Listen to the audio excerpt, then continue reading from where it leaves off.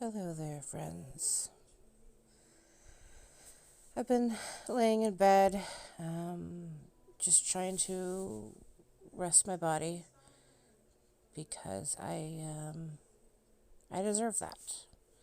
And I take a medication every couple months that kind of fatigues me, and so this is like day one.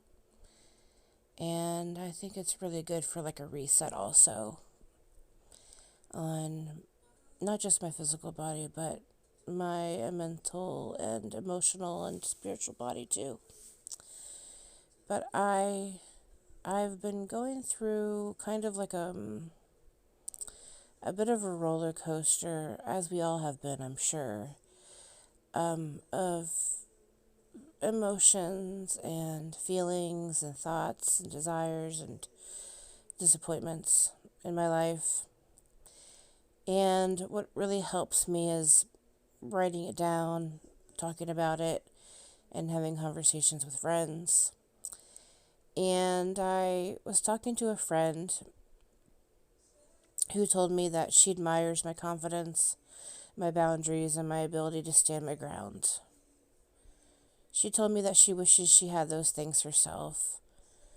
She loves that it's part of me, but she also envies me because I'm capable of holding myself accountable and holding other people in my life accountable. And she's not envious in a malicious way. It's more in the way we sometimes look at someone and think, I wish I could do that, or I wish I could be that person. I wish I had that confidence. I think a lot of people feel that way about boundaries.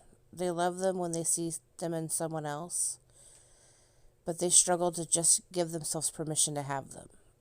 And I used to be that way. And as the conversation continued, she told me that I should teach lessons about it. I laughed at it and I said, You mean how to slay your own dragons? And without hesitation, she said, Yes, you're Taylor the Dragon Slayer. And the more I thought about it, the more I realized that's exactly what I've been doing. Not because I'm fearless and not because I was born confident, not because I somehow have life figured out. I've spent years slaying dragons. The dragons weren't what people think, though. My dragons were people pleasing. My dragons were guilt. My dragons were fear of rejection and believing I had to earn love by overgiving. My dragons were staying quiet to keep the peace and tolerating things I knew I shouldn't tolerate because I was afraid of disappointing someone. My dragons were the beliefs I inherited from childhood that told me my needs mattered less than everyone else's. Most people see my confidence and think it appeared overnight, or that I've always had it. What they don't see are the years behind it. They don't see the extensive therapy. They don't see the mistakes I've made. They don't see the nights I've cried because setting a boundary made me feel guilty. They don't see the relationships that I outgrew and had to grieve. They don't see the times I stood alone because I refused to betray myself. People often think confidence comes first, but it came last for me. First came pain and then awareness. More pain, then came choices. A little bit more pain and then practice and trust, and eventually confidence showed up. But there's always pain. There's always grieving. There's always, what if I did this wrong? I wasn't born with this. I had to build it, one dragon at a time. Every boundary was a dragon. Every fear was a dragon. Every unhealthy belief I had about myself, you guessed it, another dragon. Every time I chose my own well-being over someone's approval, another dragon fell. The truth is, I used to be miserable. I was raised in a very strict environment. Manipulation, control, chaos, criticism, and unhappiness were rather normal. Those lessons sink into you whether you want them to or not. And as an adult, I had a choice. I could continue living from that experience, or I could start questioning everything I was taught. That was probably the hardest dragon of all, because it's one thing to fight other people. It's another thing entirely to fight the voice in your own head that sounds familiar. The voice that says, don't make waves, you're too fat. Keep everyone happy.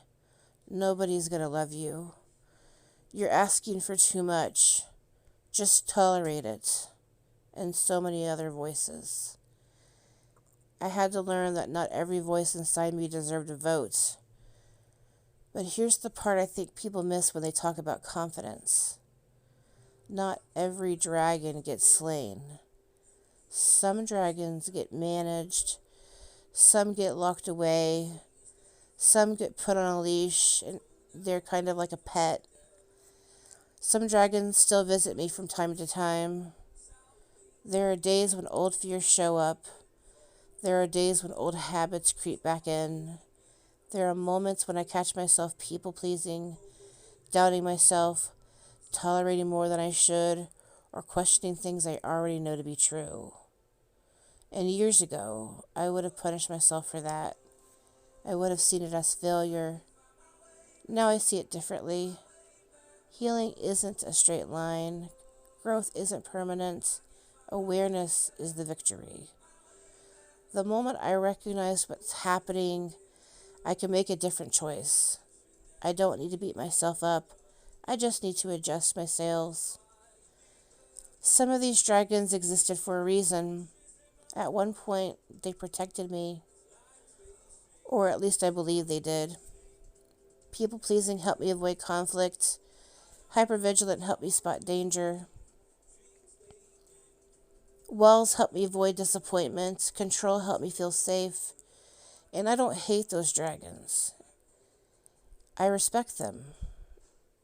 They helped me survive seasons of my life when I didn't know another way. But just because something protected me once doesn't mean I need to carry it forever. I can respect what it did for me without allowing it to run my life. I can acknowledge it was there without having to obey it any longer. And maybe that's the real work. Not destroying or slaying every dragon. Not pretending they don't exist. But learning which ones still deserve space in my life and which ones need to stay behind. Lately, I've also thinking about manifestation. Call it the universe. Call it God. Call it the cosmos. Call it whatever name feels right to you. Personally, I believe it's all connected. While I believe in God, I often find myself talking to the universe or the cosmos because to me, it's all part of something greater than myself. The past few days, I've been asking for guidance. Not guidance on how to hold on, but guidance on how to let go. I've been asking for help releasing people, situations, and attachments that are no longer meant for me. And sometimes the answers don't arrive at some grand sign from the heavens. Sometimes it arrives through repeated patterns. Sometimes it arrives through disappointment. Sometimes it arrives through someone's actions. Around 1 o'clock in the morning, I found myself sitting with a realization about a relationship I have been questioning. I told myself, if he cancels on me again, then maybe it's for the best. Not because I don't care. I do care for him deeply.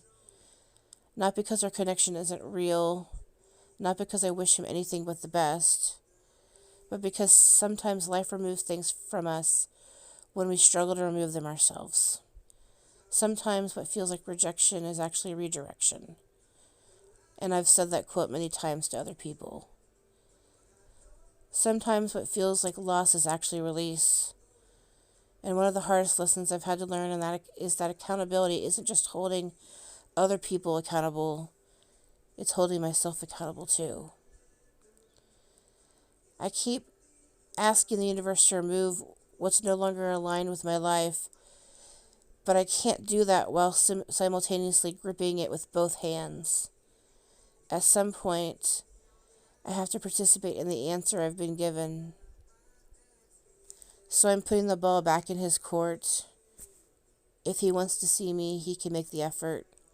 He can do the work. I am no longer reaching out. I'm not doing this as punishment or manipulation or a test. I just need to honor the boundary I've been asking for guidance to create. And if this is the end, I will grieve. I've grieved him before. We've spent time apart before. I know what that pain feels like, but I also know something now that I didn't fully understand then. He's not somebody I'm going to have forever, and that's okay. Not everyone is meant to stay forever. Some people are chapters, and some of them are lessons. Some people are companions for part of my journey, and sometimes caring deeply about someone means accepting that they may not be part of the destination. That realization doesn't make the loss hurt less. It just makes it easier to carry. Because when you spend enough time slaying dragons, you learn that letting go can just be as brave as holding on. If you're listening to this and thinking, I wish I had your confidence, I want to ask you something. What is your dragon? Not your parents' dragon, not your ex's dragon, not your friend's dragon.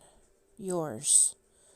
What's the thing you've been avoiding because facing it feels uncomfortable? What's the boundary you need to set? What's the conversations that you need to have? What's the fear you've been feeding instead of confronting? Because confidence isn't found, it's forged. Usually in moments you rather avoid, and nobody has this figured out. Nobody reaches a point where they're completely healed, completely confident, or completely unaffected by old wounds. We are all under construction. I know I am, at least. The difference now is that I'm no longer trying to become perfect. I'm trying to become clear. I seek clarity where there is confusion. I seek understanding where there is uncertainty. And when confusion continues despite honest communication, despite effort, despite self-reflection, I've learned something important. Sometimes the answer isn't to keep fighting. Sometimes the answer is to walk away, not because I failed, not because they failed, but because not every battle is meant to be won. Some are simply meant to teach us where our path ends and our path begins again. People think I'm confident because I've slayed all my dragons. The truth is, I'm confident because I've learned I could survive fighting them. And you can too.